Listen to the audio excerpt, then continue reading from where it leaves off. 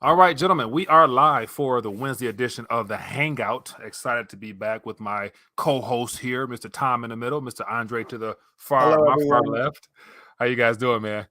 All Very right, good. right, very good. All right, so we are back, man. So since we last talked, I think the primary subject matter last week it was the Twitter files, and since then they've dumped out more. And I think we're on version 5 or something like that.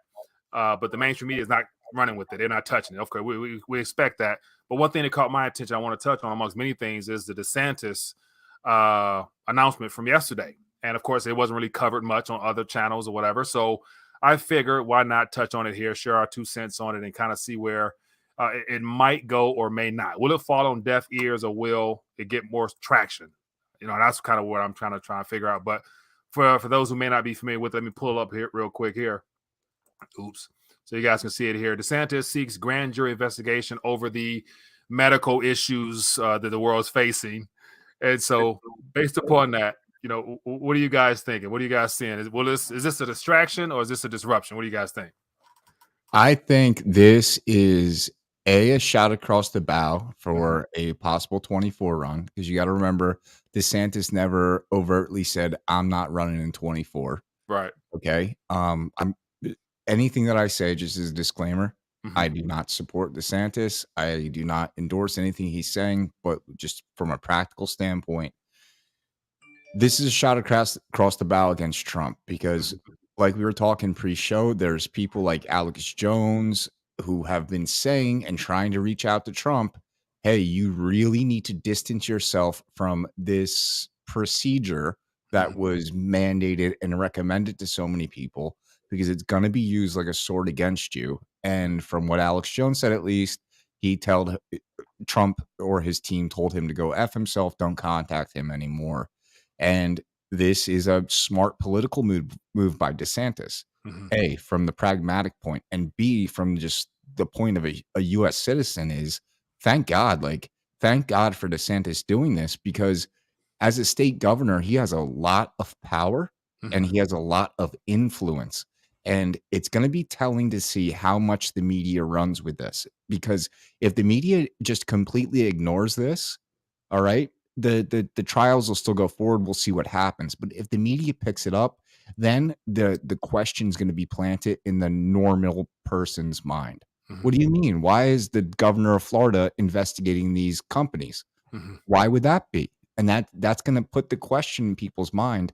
And like we were talking about the Twitter files before, we know that narrative control is so important, because if you never ask the question publicly, people never have the ability to ponder on it. And now, at the very least, DeSantis is going to give the mainstream media a challenge. You either cover this to insult him, or distance him in Trump and create a feud in some way, or you ignore it, because it's going to create the ponderance in people's minds to say, wait, what do you mean? Why is the governor of Florida impaneling a grand jury? And that's my perspective on it. I would love to be on board with you on that one, but I think more so the media will not touch this. They're going to try to find a way to sweep it under the rug like everything else. And I do believe DeSantis is deliberately doing this to, I guess, really show a clear distinction between Trump and himself if he decides to go for the candidacy or whatever. But I think well before then, we're going to have some type of event that's going to divert everybody's attention. Like, I'm assuming you guys saw that recent Bill Gates, whatever exercise they've planned this past October. There's a whole new exercise for, I think I saw 2025 or something like that. So they've already moved on to the next event, unfortunately. So I wouldn't hold my breath on this whole DeSantis situation, but who knows? It's great that it's being brought to the light, but so much damage has been done now, man. Yeah, we're kind of a day late and a dollar short. I do agree with you that it's weird in my mind. Like, I think about these things, and even me, as someone who is so dialed in all day, every day, listening and like keeping up with this stuff, the last 2 years has been like a blur. It still feels in my mind like 2020. And I'm sure it's like that for you guys. It's like that for everybody. So we're all holding on to these hopes and ideas of things that have long since passed, and very diabolical, sick, satanic people are moving on to the next big scheme, the next big scam. Yeah. What do you think, Mr. Dre? Yeah, DeSantis is really interesting. I would love to have just more options from the right side of the aisle, so to speak. And with Trump, you know what you're gonna get. So there's you're gonna get a whole bunch of disruption, and he's proven that. And that disruption was great for a lot of reasons. One, it set, in my opinion, what it should have did was set an expectation of that office. Like, hey, the office of the presidency can get a lot done. I mean, he got a ton of stuff done in those 4 years. In the first 2 years, he got probably more done than most presidents ever did. So you can see the capability of that office. Now, what comes with that is a personality that's easy to attack. And you would think, and I'm going to go over to DeSantis, you would think after all this time and him being Trump, being in the media all this time, that he would be able to play a little bit more defense as far as the media is concerned, like anticipating how they're going to use, his words against him, which he did. I remember with Leslie Shaw, I think her name is, with CBS News, when they, was that 60 Minutes, when they did an interview with him, he recorded the interview and played it alongside. But the downfall in that, they control all the media, so only people like us saw the unedited version of that video. Now, going to DeSantis, what he's saying I like so far. I don't really care about personalities anymore. I'm like, what are you doing? What have you done? And so far, he's done a lot for the state of Florida. He's family first. He's trying to, give tax breaks to people with families, like from baby food and stuff like that.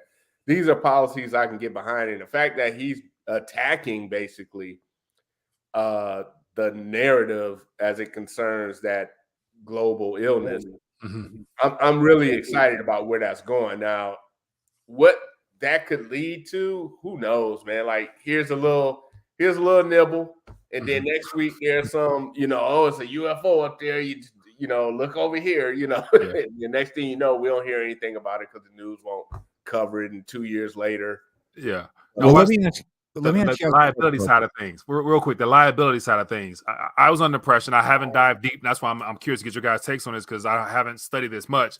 But the moment that they FDA approved the federally or nationally speaking for was it under 5 years old or something like that to participate, that's when I guess all liability was off the table, because it was a national approved for all age groups type of experimentation out there. So does that remove the liability from a lot of those manufacturers, or what? Okay, so if I am no scientist, but or lawyer, but from what I understand, this is how it works. Yes, what you're saying is true. If they approve these medications for children down to a certain age, they receive immunity from liability. Okay. However, what medication that we're talking about has been FDA approved? None of them have been. Zero. They're all under EUA. So that's the first of all. And second of all, fraud is fraud. You can't mislead the FDA. You can't knowingly lie, or you can't fail to correct yourself when more evidence becomes available as a drug maker. Okay. Because that's, like DeSantis said, that's basically what happened with OxyContin. They billed it as non-addictive. So if this medicine that we're talking about is being billed as safe with no side effects, doesn't that seem to equate to fraud or misleading the board that is regulating you? That would be if it was FDA approved, but none of them are. Right. Even I don't want to say the name for sake of the YouTube overlords, but the one that they said was FDA approved, that the former Vice President Joe Biden said was FDA approved and got out and made the military take, even that's not FDA approved. And the company later on came out and said, oh, we were going to FDA approve it by 2025. Yeah, now it's probably not going to happen. We're going to move on to the next one. So we're dealing with so many different like legal parts of the legal system. Yeah, that I don't think anybody knows the answer, because again, as soon as former Vice President Joe Biden ends the emergency for the world health problem, then theoretically all of these things are no longer available for use. So it's like this big ball of wax. So I think the most recent extension puts it into what, January, February of 2023, if I'm not mistaken. Yeah. Correct. And so I would be willing to bet they're going to continue to kick that can down the road so they can tell people to make sure they go participate and stuff like that. So I think that's going to be an ongoing situation. Like, I'll be very surprised if that is removed, just because that limits a lot of their emergency powers to inject all types of funds and PPP gear and all types of crap out there to just a way to spend. Because we need to spend. Like, the economy's slowing down, so they need to spend more. So I think it's more about the economy at this point rather than the health side. But I hope I'm wrong. But it's just I'm trying to figure out how might this play out and what's the true intentions behind all this DeSantis situation. That's kind of what I'm getting at. So not quite sure. That's why I'm open to any ideas and suggestions. So I got all type of ideas. They might be wrong. Hey, okay, so watch this. Just to throw something weird out there, you got some ideas. Give us your most extreme, far-fetched idea in reference to this whole DeSantis situation, just as a hypothetical, never may happen, but just to shake things up a little bit. You want to go first, Andre?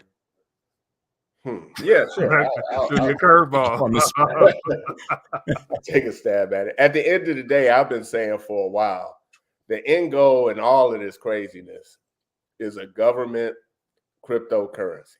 And how do you get there? Right? And well, you got to create a narrative for it to be accepted. And you got to create a lot of distraction, right? And a lot of heads got to roll. So I think all of these weird things are connected somehow, and maybe 100 years from now we'll get the details of how they were connected. But you can kind of see everything going in one direction, as far as like either distracting us from what's important, or for example, DeSantis, right? It sounds great, and then what happens is people like us are going to pay attention to that. And most people won't, because the mass media isn't carrying it or won't carry it. Time will tell. But let's just say it's like the Twitter files and they don't carry it. So you got a small group of Americans who know what's going on. And you got most Americans who just, they get home from work, they're too tired to look at it. They just turn on TV, watch CNN, and just ingest garbage. And so that's their worldview. And then, so the narrative is such that most people just going to go with that, and then you're going to have dissenters that people are going to say, you guys are crazy. The same people that they're saying is crazy about the global thing are the same people warning about the dangers of a governmental cryptocurrency. So you discredit the voices based off of, this illness. And you got to think of all the defense that's set up. It's like the same playbook, right? If let's say I'm a Asian American and I got a problem with a black politician, his policies. What's the media's attack?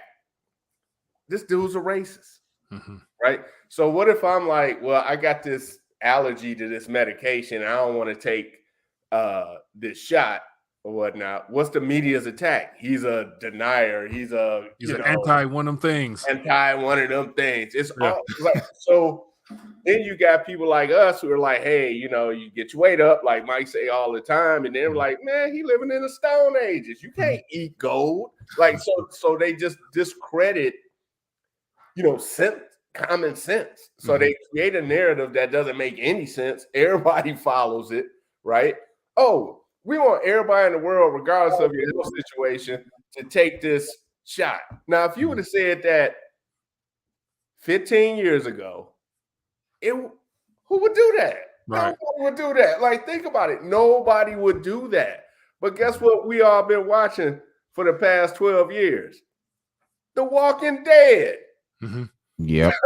Right. Every single scary movie, science fiction movie that has something to do with an illness or sickness or something on Earth was a zombie based a shot, the result thereof. Like even Will Smith movie, I Am Legend, like it wasn't a disease that caused it was a dang cure they came up with that caused the zombies. You know what I'm saying?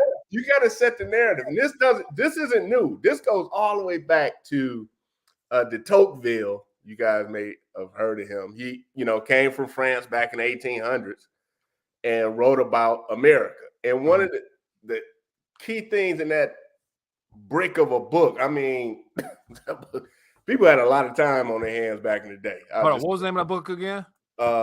Democracy in America. Okay. Somebody in the chat probably knows. Democracy in America by de Tocqueville. Were you talking about from complacency to bondage, from bond? Okay, I got it. Okay, let me see. I found something. Okay, yeah. So this is. Let me put on the screen here. So Democracy in America. Yeah. Alexis de Tocqueville. Yep. So in that book, he was French and he came to America to tell the people in France what America was all about. He's pretty famous for saying there was a distinction between the North and the South. You could see it. You could just stand on the riverbanks of the Ohio River. That was the right river. And look to the South, and it just looked agrarian. Like it looked like it was a century behind what was in the North. But that was his purpose, to show the world what American democracy looked like. But in that book, he said, the king of all science is the ability to create, I'm paraphrasing, to create, what's the word? People on your side. I'm really destroying this. But he was saying in America, the person who has the ability to create enough people to back their idea will run the country. So if your idea is like, hey, I want free healthcare, but 99% of the people don't want free healthcare, you got to figure out a way to get those people behind you. And you might say, well, I want free healthcare. That's your main goal. But you also want to give out, free school lunch, free fire department, and then you sneak in free healthcare once you get in. Yeah. So he said this back in like the 1860s, 1850s, maybe. So that goes back to technocracy too, like with the Greeks. It's ruled by expert. It's ruled by, you have no free will. You are not smart enough as an individual citizen to make your own decisions. This expert or this person with a large following is going to dictate your will, your desire, your ambition, and it basically prescribe to you what you want in life. And I think that's basically what you're saying. I'm not familiar with the person you're talking about, but it seems to be the same as the Greek technocracy.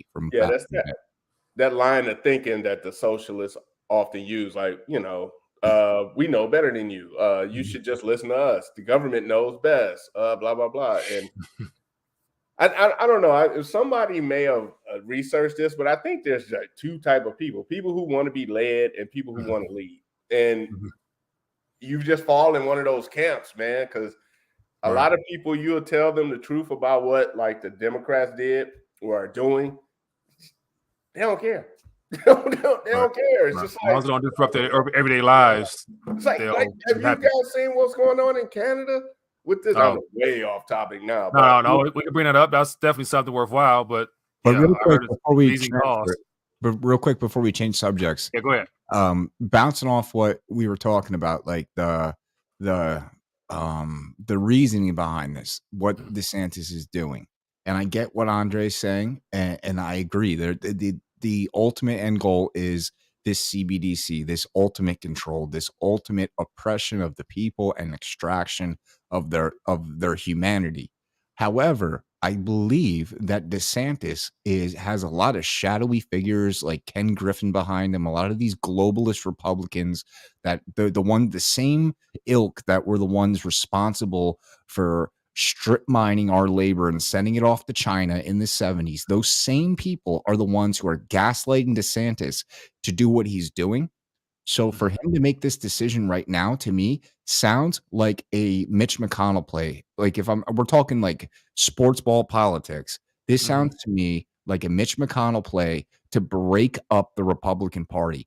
Why is that? Because right now the Republican Party has a movement behind it. It has this populist movement behind it. And the only way that the establishment can break that up is to destroy Donald Trump.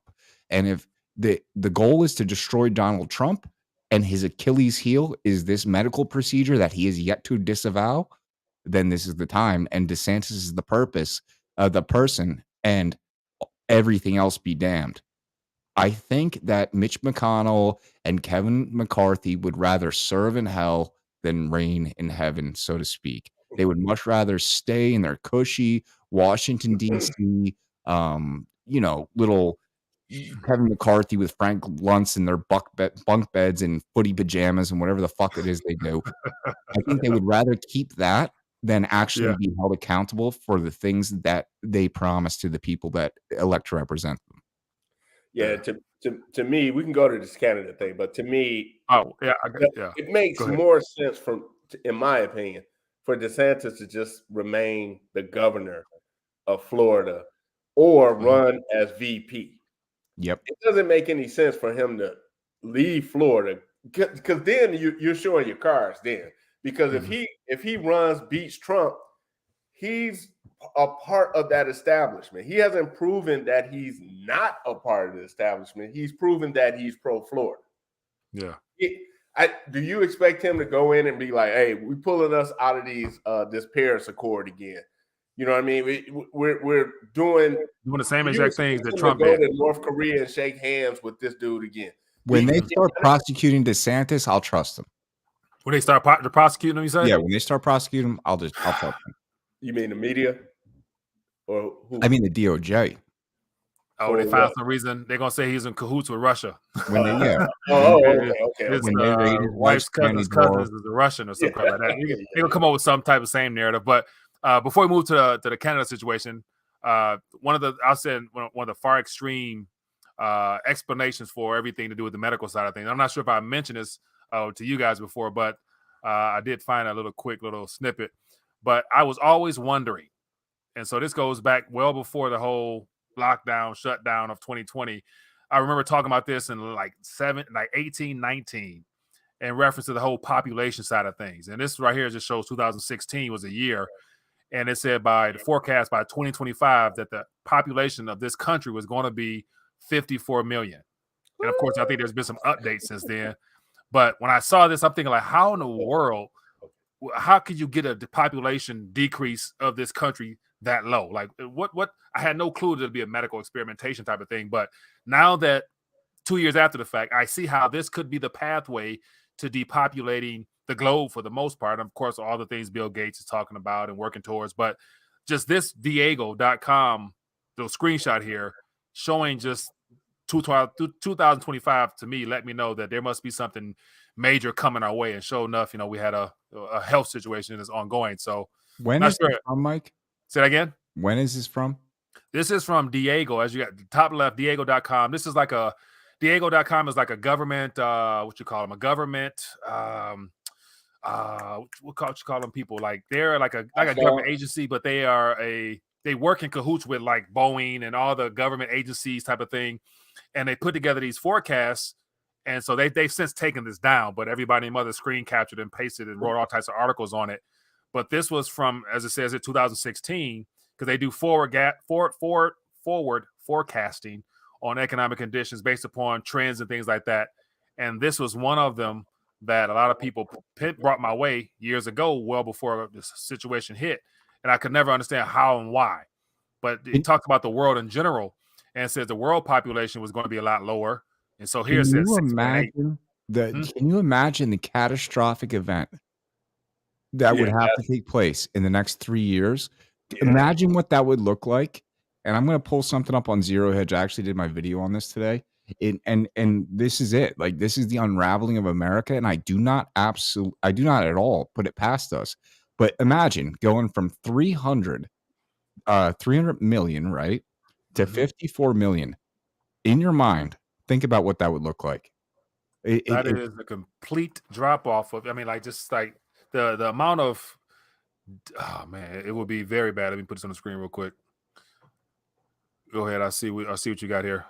Yeah, it's the mother of all economic crisis, and it goes on to talk about okay, so everybody's in a lot of debt. The main reason is the Fed cannot raise rates anywhere near what they want to is because the government government's debt is too big. So basically, the government's got to look out for number one. Then it ends with this. The crisis will lead to societal unrest and violence, as well as an increased popularity of authoritarian movements on both the left and the right. This will lead to government crackdowns on civil liberties and increased government control of our economy. The only bright spot is the crisis will also fuel interest in the idea of liberty and could even help bring about a return to limited constitutional government, free markets, individual liberty, and a foreign policy of peaceful trade with all. Those of us who know the truth have two responsibilities. The first is to make the necessary plans to ensure our families can survive the forthcoming turmoil. The second is to do all we can to introduce as many people as possible to the ideas of liberty. Yeah. And that's what I mean. Like, society would be a lot easier to control with less people around to actually. I watched a video you and Monaco64 did, and no knock on him. I really love him so much. He's such a good content creator. But he was talking about how China lifted 100 million people out of poverty. How many more people went into poverty here because we shipped our jobs to China? Right. Okay, how much more authoritarian control did China gain because of this boost in revenue? When the next reserve currency comes up and switches, it's not going to be like it was from the Great British Pound to the USD to an ally to an ally. It's going to be from the United States, to an enemy country, because we have burned all of our goodwill. The United States foreign policy has been poisoned since the 1970s. Henry Kissinger, the Trilateral Commission, Brzezinski, all of these people, may they rot in hell. All of these people have burned all of the goodwill we have as a nation. And now, when the next reserve currency is going to come up, it's going to be chaotic. And we have a nation right now that's coming apart at the seams. So that's my thing. That's my rant. I'm going to rant off right now. I understand your pain, my friend. Anyway, Joe, you have something to say? We want to go to the Canada situation. Yeah, let's go there, and you can see. I mean, that thing where I don't know if this is a natural occurrence, because I always, I'm somewhat of a historian, and you have just thinking in this country's history, the big S word, right? There's a story you won't hear about, but you'll hear from me about John Brown, right? John Brown, the guy who went to Harper's Ferry, tried to start a revolt. Well, he ended up at George Washington, the first president, one of his cousins' plantations, right? Wait, the mistake he made was he let someone get on the train while he was trying to take the armory. Is that correct? You're getting ahead of me. But okay, all right. Before he got to the train, he ended up at I think his name was Vernon, Washington, or whatever. Got to his house, his plantation, and it was Jim Brown and like 3 other white guys and 2 mulattoes and like 3 other ex-slaves. Right, it wasn't a big group of people, right? So they went to the. It's kind of funny to me. It ain't funny, but it's kind of funny because I'm demented that way. But he went up to the slaves and was like, "Hey, Harper's Ferry over there, they got ammunition. We about to do it. We about to set it off. We gonna start this revolution, free all the slaves. Come on, let's go." And the slaves was like, "We good." like, hey. If we wanted to leave, the river right there, we would have left a long time ago. Like, we got 3 hots in the cot. We work twice a year during, harvest and planting. Dude gives us clothes, gives us food. Now, again, I'm not advocating slavery, but you never hear that, right? You never hear that. And the point of this issue is you had some slaves who were like, I don't want anybody taking care of me. I want to go out there, take the risk. If I go out there and starve, I do it, but I'll be damned if I'm going to have some other man take care of me and my kids and blah, blah, blah. Yeah. I think that mentality is still around.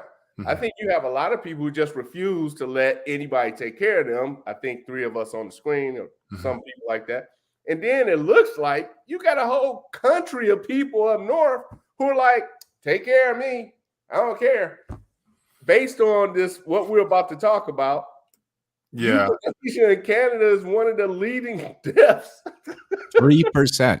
It's like 3%. 3%. I'm like, Yeah, let me what grab is the going article. on, dude? Like, you can just imagine this scenario. All right, imagine this scenario. Somebody named Jimmy goes into a convenience store in Canada and kills somebody. Canada won't kill him. They don't have a death penalty. But let's say Jimmy goes and shoots the guy. He lives for some reason. Now he's depressed. Canada kill him. That's a good way to put it. I'm depressed. I want to get out of here, man. I can't take it no more. Life is too hard. All right, I man. wonder if this is extended to inmates. I wonder if this medically assisted dying is extended to inmates. I don't know. I was trying to find a headline. I can't find it, but I did find some other ones here. Here's two. I mean, all related to the same thing, but let me grab this real quick. Add the stream here. So this was, I just typed in Canada euthanasia and it says exclusive. I don't want to die, but I don't want to be homeless. Canadian man, 65, has a doctor's approval for euthanasia despite admitting becoming poor is a man's reason he's applying to die. Wasn't he a vet? Huh? I think he was a vet, right? Like a veteran. No, I know they've targeted vets up there for sure. I'm not sure if he was one. Yeah, you know how much veteran care costs? That's less than. That's why you don't want universal health care, man. You cost too much. The other thing too, all these countries with this state-funded healthcare can only do it because the might of the American military. Where do the countries exist that have this big socialized healthcare budget? They're NATO countries, all of them, absolutely all of them. None of them put in what they should be putting into NATO. And I'm not a NATO fan. I am absolutely anti-war. But what I'm saying is Germany, France, Italy, Canada, all of these, the UK, all of these countries don't have to spend on their defense budget. They're in the UK, they're laying people off out of their military. and isn't that one of the biggest things Trump was talking about? Like, you know, them not carrying their fair share. And that's why we're going to, it was defund all that crap. And they was up in arms over that, boy. Yeah, I think, I mean, of course, I don't know how I don't study history to that magnitude there, but just NATO in and of itself has been all pointing towards Russia since the day of its inception. So it's like put together to use as a escape card for the future is Russia. First the Cold War, now we got whatever war they're trying to start now. So Russia's always been a bad guy. Gorbachev and Reagan came together and they said, hey, or might have been Clinton, one of the two. They came together or whatever. They came together and they said, hey, look, NATO will not expand eastward towards Russia, and Russia will no longer try to, like, I guess, federate these countries into the Russian Federation. Yeah, recolonize basically. And that was the deal. Gorbachev should have been a hero. He just died recently. They barely acknowledged his death in Russia. There was a lot of turmoil in Russia there after the Soviet Union fell.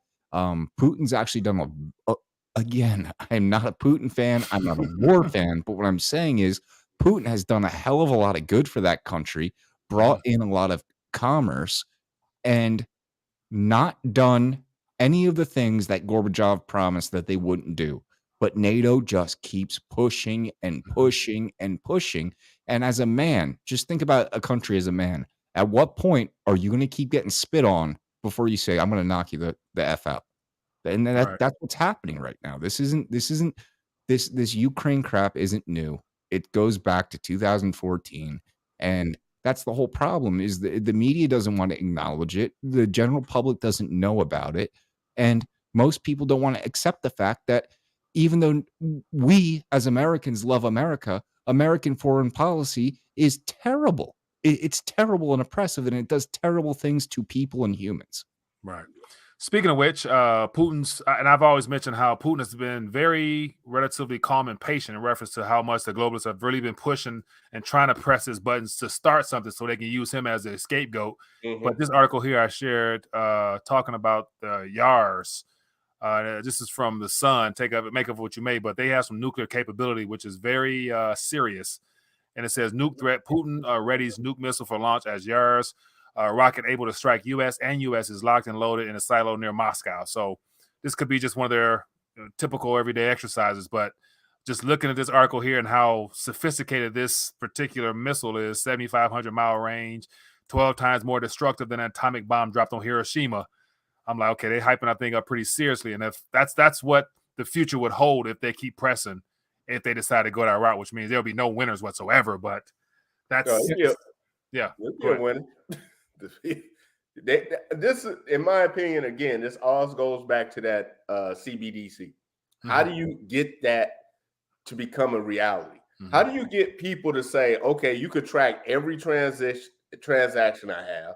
If you pass a law that says I can't have 2 cars that run off gasoline, that's you won't be able to buy the car with your money. Like, your money won't work.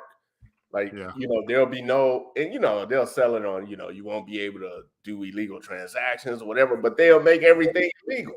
So you won't be able to make any transactions. That is the ultimate control of society. And they'll sell it with security. I mean, it's basically making you a slave. It's like I was saying with the slaves that came, with John Brown went up to the slaves, and they were like, no, man, we good. It's like the Matrix, like, why do you want to live outside of the Matrix? This fake steak tastes great. Why do you want to go to the real world when you don't even have steak anymore, right? So they're going to sell it on some security, right? You can swing over to FBJ. Is it FBJ or whatever his name is? SBF. The guy with the hair that swindled everybody out of their money. Yeah, SBF. I'm wondering if this is just another example or another means for them to say, hey, we need some regulation on this. We can't have any private crypto. We need all governments to have their own version. And the words you want to look out for is legal tender. Because once they stamp legal tender on the Fed coin, your Bitcoin is worth less than nothing. Right. So I think that's where all this is in, all this stuff. Like, all these distractions is keeping us from looking at what's real, which is like real currency, real money, gold, silver, food, your food supply. Yeah. And being self-sufficient. They want to make you dependent upon a government, cause as much chaos and pandemonium in the system so that you'll be running to them with open arms, right into their solution. But speaking of which, somebody just mentioned in the chat here about Trump has an announcement tomorrow. Yeah, I'm waiting for that. Donald Trump teases a major announcement with a superhero cartoon video. So I saw another headline mention about really nothing better to do. So I saw something mentioned about a possible vice president, person. But who do you guys think, or what? Or is this just more distractions out here to keep our attention off of DeSantis and his announcement? I've heard. I don't know if you guys are familiar with Robert Barnes. He's a constitutional lawyer. He does videos with a guy named Viva Frey. And he shows up everywhere. He was Alex Jones's lawyer. Very, very smart guy. Really, really smart guy. Really well connected guy. And from what he's been saying was there's some sort of backroom deal between Trump and DeSantis for DeSantis to run as his VP, and then he gets the springboard to go to the presidency because Trump can't take another term. I shouldn't say take. Former Vice President Biden took his term. He can't be elected to another term, so that would give him DeSantis the springboard with Trump to go on to DeSantis's first term after Trump's second in air quotes second term is finished. That's what I've heard. I've heard that from a few people that I listen and read that seem to be pretty well connected, but whether it's true or not, I don't know. Now, if that is the case and DeSantis jumps on the Trump train, then how does all that Florida, investigative stuff really come out to be something that he could use for it to build his own platform as being a truth teller, truth seeker outside of Trump? Because he can't then go back and say, Trump is the one who signed the signature for Operation Warp Speed to get all this rolling. He wouldn't do that either. So wouldn't be no pushback. If Trump comes out tomorrow and says, Governor DeSantis is going to launch the best investigation we've ever had, and I am going to sign my name to it. It's going to be great. It's going to be the best investigation we have ever had. This country, we need this investigation, people. Then that would make sense, and I wouldn't put it past Trump. So he's going to use that. He can use that to his advantage. Possibly, yes. and cover up his trail. The fact that he was the one who signed all that crap in the law.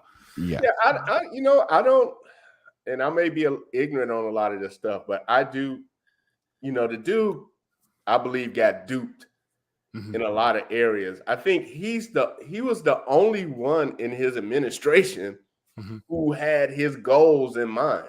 So it's like, I don't know, let's say you at a Baptist church, right? And your pastor passes away. And in the will, the pastor met up with some, Church of God in Christ pastor. And he wanted that pastor to be the new pastor. So this guy shows up at Church of God in Christ pastor with a whole bunch of Baptists in his congregation. Like, yeah, they all in the government, but they not totally different, but they're on a different page. So I can see Trump getting in the White House thinking, all right, you're supposed to serve the president, right? And they're like, yeah, fingers crossed, right? And when he's trying to implement stuff, the stuff that he could by just ramming stuff through with executive orders and stuff like that, they couldn't stop him. Okay, that's fine.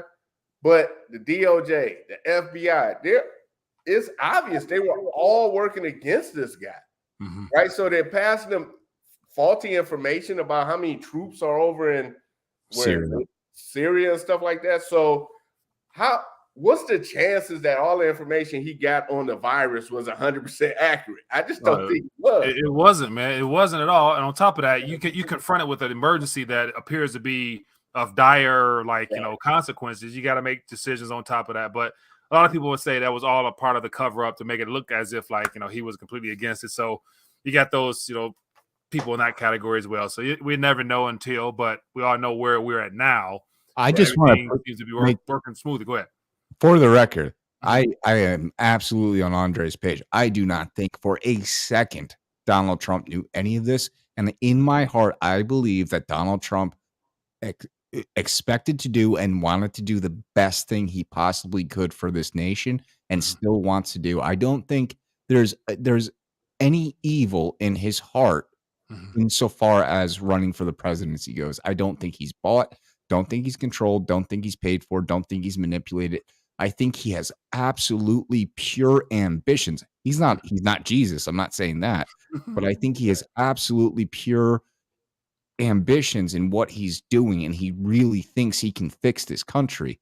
I'm just saying, as far as the DeSantis thing, there's still politics involved. Like, where did I hear this? Like, I don't care if he's kissing goblins and hanging out with the goblins, as long as he's not having intercourse with the goblins, I'm good. If he's gonna go in and get a bunch of goblin dirt up on his boots, you gotta expect that. Yeah. It's hard for me to take anybody really seriously, like to get behind them 100% when no one's talking about the Federal Reserve Bank in any serious way, because that's all our problems extend from the money. And he appointed Jerome Powell, right? And he was on his head, you know what I'm saying? Talking about we need to destroy that. No, he's like he's talking about cut rates. We need to cut more. So literally he was on board with destroying the Federal Reserve System in and of itself, but I guess that wasn't part of the plan, or they didn't want him to do it per se. Mike, can you explain what happened? Sorry, Mandre. Well, before he ran, I know he was talking about at least auditing the Fed. There was some Trump was talking about that a little bit, but then once he got in office, maybe somebody whispered in his ear, JFK. And, he kind of went away from that. But all of these things, like if you think about, I can attach the Fed to any issue, like any controversial issue, healthcare. Well, back in the 70s, most people could afford healthcare, right? Doctors used to go around pro bono. Help like lawyers do, right? Two-parent households where you got these crazy kids running around breaking in people's houses because only one parent is at home and working at the same time. Back in the 70s, you had two parents in the home and one parent always at home, right? 6, 7 kids. You don't have that now is because the value of your labor is gone to zero because it's denominated in dollars, which has no value left, right? And the factories got shipped over by Kissinger and Brzezinski and the entire cabal that is still responsible for where we're at right now. Yeah, and they got shipped over because the value of the dollar was dwindling, so they needed a cheaper labor force. Mm-hmm. Even you can go to abortion. Like, I'm not a woman. I don't know if you could tell. And today I'm not identifying as a woman. You but should. You might get more benefits in California. Never know. But the abortion issue, right to choose and all that stuff. I'm pretty sure most women just don't want to have abortions. Like, if you can have your current lifestyle and have a child, right? I'm not expert here, but most women, when it comes to like, oh, I'm pregnant, how am I going to afford this baby? Like that, I mean, that's like the first thing that comes like, how am I going to afford this baby? Well, back in the day, that was less of an issue because you could afford a baby. Yeah. Not only could a mother afford a baby, you go back a generation before me, you had two parents with 9, 10 kids. The more, the moral fabric of our country was different too. Like, just, the way that people just lay down now, open up them legs, like it's just it's just a much different era as well. Like, you got kids, kids having kids. Yeah. That's the biggest part of all of it. That goes back to that issue.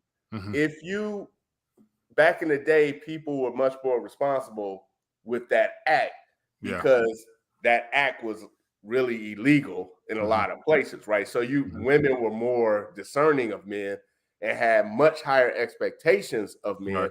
And men had to aspire to that standard to get with any woman on any given night, right? But now it's like, well, I can make a mistake with Johnny over here and then just go down to Planned Parenthood. It ain't no big deal. But let's just say she was discerning and she did choose Johnny and they were careful, but boom, here comes little, man, little Johnny, right? Well, Johnny could get a job somewhere and support him and her and the kid, but you can't do that today. And no one talks about how except for Mike here and Tom, how the devaluation of our labor in terms of this phony currency has just caused chaos throughout our society. Right. So let me ask you guys. We're going to reset it with a cryptocurrency. So you just spend as much of this currency as you can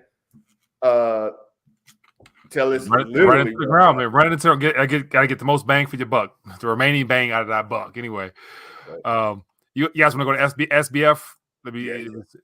Tom, you gonna say something? Yeah, and we can piggyback right into SBF. Okay, so what Andre's talking about here is we're talking about and Mike, we're talking about the moral decay of our country. Then we're going to move into SBF, which is just the blatant violation of security and exchange laws, the just embezzlement laws, and it took a spotlight to get him arrested, and then he's only being arrested to prevent him from testifying. And then we have it, and I message you guys this in Twitter. Does it not feel like time is compressing and everything is just unraveling? We have the Arizona lawsuit with Carrie Lake. We have SBF. We have the Hunter Biden laptop, the Twitter files. We have the drag queen at the White House today. We have the illegal caravan that's coming across the Mexican border. It's just getting quicker and quicker and quicker. And we are America, but we're not God. Like we can't absorb all these blows. It feels like a boxer in the ring just getting punched in the head over and over and over again without raising a fist. And it's all taking place in 2 years. Yeah. In 2 years, the damage that's been wrought on this country. I don't understand. I like my mind is just lacking the ability to understand how and why this is occurring. It's either evil, or malevolent. It's pure intended evil by those that's trying to orchestrate this transition, and it has to do with the financial system coming to an end. And think about that, and I guess it's a bad word to say, but kill off a good portion of the population. You have that many more people in the streets protesting. You know what I'm saying? But now you get rid of a whole demographic, which happens to be the people expecting happy-go-lucky retirement, the baby boomer population, which is going to carry a lot of the burden. So you can see how they want to speed this thing up before the big bang, and they want to control it as much as they can before the masses wake up and realize what you're feeling right now, what you're describing right now. So we're between Santa Claus and slavery right now. Like we're somewhere right in the middle. That's real. All right, so watch this. We'll end on this story here, man. 115 years in prison if convicted. SBF. So you gave out all the alleged charges against this guy, but he wouldn't be in this position now had he played ball, because obviously I think he was going to snitch on somebody, and they decided to bring him in before he becomes a problem, because everything connects back to the politicians in DC. It all goes back to DC and Wall Street, this whole FTX situation. So the question is, will this guy actually speak in front of a grand jury of any kind, and then what will be the consequences? Or will he get quieted, and next thing you know, he's not, he's gonna be, the CCTV gonna go off, and he's gonna, next thing it will be up out of here somehow, somewhere. I don't think he's gonna get Epstein. I think he's gonna get Maxwelled. He's gonna get some sweetheart deal with a vegan diet. Did you read his plea deal, or his plea, like, hey, I can't go to prison because I'm on a vegan diet and I take drugs? But his mom had to go get him amphetamines and antidepressants in the court, like during the trial or the hearing for his bail. He's like, I'm a vegan diet, I can't go to jail. And the judge was like, yeah, hey, fuck you. And all just so happens you're some vegan guy, you're going to jail in the Bahamas. Have fun with that. Have a good time. I saw a video. He's going to get Maxwell, and he's going to get club fed somewhere in the United States if he doesn't run his mouth. But he's been running his mouth so much, I think it's like a 51% chance that he gets Epstein, 49% Maxwell. I think if he gets Epstein, there's enough eyes on Epstein's case that might be a tipping point there, where they're like, hold on, man, come on. We've never seen the flight records, man. We've never seen nobody that went down to that island, and it's been 3-4 years since all this broke off. So yeah, they got a way of sweeping stuff under the rug and on to the next drama. Yeah, if that happened, like if this dude is dead tonight, I'm done. I'm just like, I'm living with a bunch of idiots. This is 300 and something million idiots in America. Like, how you gonna have this dude who there's a list of anyway? But I don't want to go there. I don't think he'll get Epstein, but I think he probably will take some plea bargain, plead the fifth, and don't testify against people, and then they'll brush that under the rug and bring it back, like through a back door, saying like, look, we need to regulate this cryptocurrency because you see what can happen. All these people's life savings are gone. And by the way, this person got held random for $100,000 worth of Bitcoin. We can't trace the transaction, and all this stuff is going on the dark web, and it's taking place with all these cryptocurrencies. We really need to lock down on this, and there'll be an incentive. And I think the incentive will be like, maybe they'll cancel everybody's debt and start over. Well, one of the things that I'm sure will probably get more attention is this Elizabeth Warren today. She came out promoting a bill, or not necessarily her bill, but Elizabeth Warren introduces a new bill to combat crypto fraud. So within the fine prints of this bill that was put forth, it has a lot to do with KYC, everything from, they want to know every wallet, all the details of your association with the digital asset space. So it's called the Digital Asset Money Laundering Act. And you better believe, as a result of FTX, this right here will probably get pushed through a lot easier, just because they want to protect us from, bad actors. How convenient. What did Reagan say? The worst 9 words you ever want to hear is, I'm the government and I'm here to help. Exactly. This is ridiculous. And if this was not pre-planned, then I don't know. Maybe I'm just crazy, because you got Maxine Waters and AOC sending their dearest condolences on Twitter to this guy. Oh, well, we're so sorry he couldn't come and testify before the House Financial Committee, but we're expecting justice to be served. Please, and while you're at it, go see my climate change documentary, I'm AOC, that just completely bombed in theaters. Thank you very much. I didn't even know about that.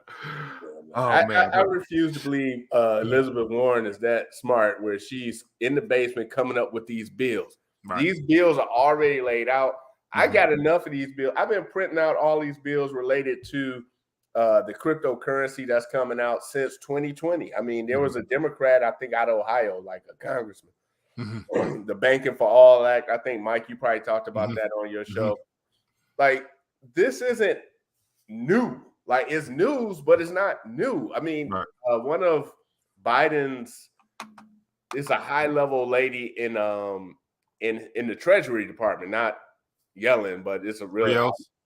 Yeah, she wrote this thesis on the necessity of cryptocurrency. So this stuff is, I believe, it's already set up in place. I may have been listening to your show, RTD, when a guy was like, all these banks have been setting up all these computers around the country, like all these servers in these banks. And one of these bills that were put forth has like everything to the U.S. Post Office, where all you got to do is go to the post office and with your phone to get your UBI. And, you know, if you don't think this can happen, always say, a wise man once said, his name was Robert Townsend. He did Hollywood Shuffle. And I'm showing my age. The hoes got to eat too. Sorry, my friend. If you get rid of cash, think about it. If you get rid of cash, the people at the bottom of society, how are they going to eat? Well, something strange, right? You don't have to be a prostitute no more. You just get your UBI. You don't have to go steal anymore, sell drugs anymore. Go get your UBI. That's how they're gonna sell it. But I'm here to stand up for the rights of women to be hoes and for men to be hoes. We gotta maintain these rights, man. They can't take these rights away from us. Go ahead, Tom. Look, I live in New Jersey, and this bill is being pushed through. I think the lower house. It might be in the upper house, the state senate, for the basically a mandate to keep cash legal, because there's businesses that are denying cash, and the governor, because he is an open borders globalist cuck who wants all of these illegals here. He's saying, well, wait a second, we can't disenfranchise all these illegals. We have to allow them to use cash. So we're gearing up for this weird thing where the federal government wants to cram this CBDC down our throats. So all the dope dealers and prostitutes have to take their phone and do a tap to pay, and hopefully with contraception, not get any kind of diseases transferred between phones. While at the same time, the states, the highly liberal states that have these illegal workers here that mainly deal in cash and get paid in cash, the governors are saying, no, we have to make sure cash is always an option at a business. Yeah. And in fact, at my business, they have to. They'll just put it on a card. As long as there's a drug game and there's illegal activity, if there's anything that the government says illegal, on the other side of that, there's going to be a need for cash. Like, you can't do money laundering and stuff, all that like that. But in Jersey, what they're trying to do is make it illegal for businesses not to accept cash. Right. They have to be able to take cash simply because there's too many illegals being paid in cash and using cash. Yeah, that'd be great. But the way around that, I think, is to put everything on a card. If you don't have your phone for UBI, you can put it on a card. Just like they did with unemployment. Like, they used to give out checks, and then they started passing out debit cards. So it's like, what if I just what if I just gambled away my unemployment? Now I can't sign over my unemployment check to Greedo because you sent me. Just wait for the next one. Just wait for the next one.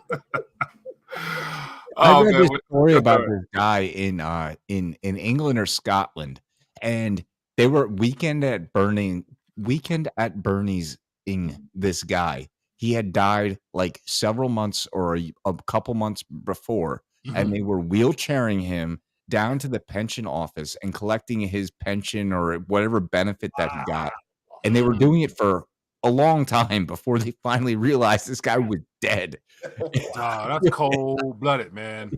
That's Like, crazy. I think Going it was around the Scotland. body, man. That's terrible. But goodness. Well, gentlemen, we are at an hour, man. Yeah. And I got some good laughs, man. We covered a lot of subjects, man. As always, it was good to just try to make sense and filter through the noise, man.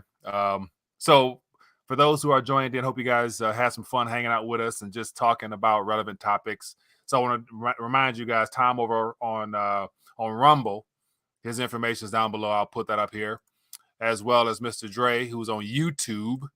And so I definitely encourage you guys to go check them out if you haven't. They're putting up more content these days, sharing their ideas and opinions. So it's always good to have fellow content creators out there trying to get some good news out there. But gentlemen, before we let you go, any last thoughts before we depart until next week, if we get a chance to get it in? just want to say thank you, Mike. And my newest video, The Coming Conflict on Rumble, talks about just the unwinding social and economic conditions of America and how we should not expect anybody else to give us mercy the way we think America gives other people mercy. And again, thanks for having me on. Appreciate you. And then we got Mr. Dre here as well on The Broke Capitalist on YouTube. Mr. Dre. Come check me out over there. My last video was relatively short. It was called The Weaponization of Altruism. I think it's a pretty interesting subject. Give you something to think about, so to speak. Yeah. So, Good deal. All right, my good people. As always, good to connect with you guys, man. Thanks for the laughs as well as the thoughts and give you more to chew on and try to decipher between. But it's always good to connect. And for those who are tuned in, hit the thumbs up button and definitely see you guys next week. Be blessed, be safe. I have really nothing better to do. all right, y'all.